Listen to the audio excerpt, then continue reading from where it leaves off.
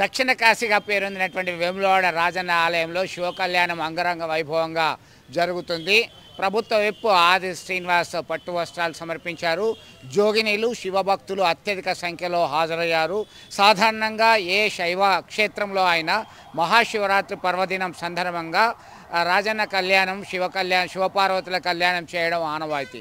అయితే దక్షిణ కాశీగా పేరొందినటువంటి వేములవాడ క్షేత్రంలో మన్మథ దహనం లేదా కామదహనం తర్వాత మొదలైనటువంటి ఉత్సవాలు నేడు శివ కళ్యాణంతో ముగుస్తున్నాయి. దీంతో పెద్ద ఎత్తున భక్తులు తరలివచ్చారు. శివపార్వతుల కళ్యాణం చేస్తే అంతా శుభమే జరుగుతుందని శైవ పురాణం లింగ పురాణం చెప్తున్నట్టుగా వేద పండితులు చెప్తున్నటువంటి పరిస్థితి. శివాభ్యాం నవయౌవనాభ్యాం పరస్పరాశ్లిష్టవృద్ధరాభ్యాం నగేంద్ర కన్యా వృషకేతనాభ్యాం నమో నమః శంకర పార్వతీభ్యాం. వేములవాడ రాజరాజేశ్వర స్వామి వారి యొక్క క్షేత్రంలో అత్యంత వైభవపేతంగా మనకి 16వ తారీఖు నుంచి 20వ తారీఖు వరకు శివ కళ్యాణ మహోత్సవాలు వైభవంగా జరుగుతాయి. సాధారణంగా ఏ శైవ క్షేత్రంలోనైనా కూడా మహాశివరాత్రి నాడు కళ్యాణం చేస్తారు. కానీ ఇక్కడ శివమహాపురాణం లింగ పురాణ ఆధారంగా మన్మథ దహనం తోటి ఇక్కడ ఉత్సవాలన్నీ కూడా ఆరంభమవుతాయి.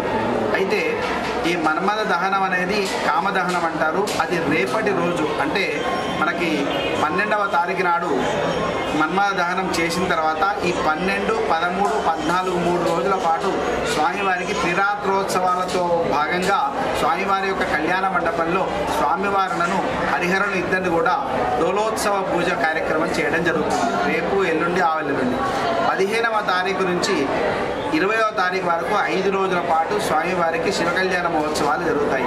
ఆ శివ కళ్యాణ మహోత్సవాల్లో భాగంగా మనకి 16వ తారీఖు మొట్టమొదటి రోజున స్వామివారి యొక్క కళ్యాణ మండపంలో శివ భగవత్ పుణ్యాహవాచనము, రక్షాసూత్ర బంధనము, దీక్షా స్వీకరణ, అలాగే యాగశాల ప్రవేశము, పరివార దేవతలు అనుబంధ దేవాలయంలో అభిషేకములు మరియు అర్చనలు మొదలైనటువంటి కార్యక్రమాలు, శివమహాపురాణము లింగ పురాణము పారాయణము, ఇటువంటి కార్యక్రమాలన్నీ కూడా మొదటి రోజున జరుగుతాయి.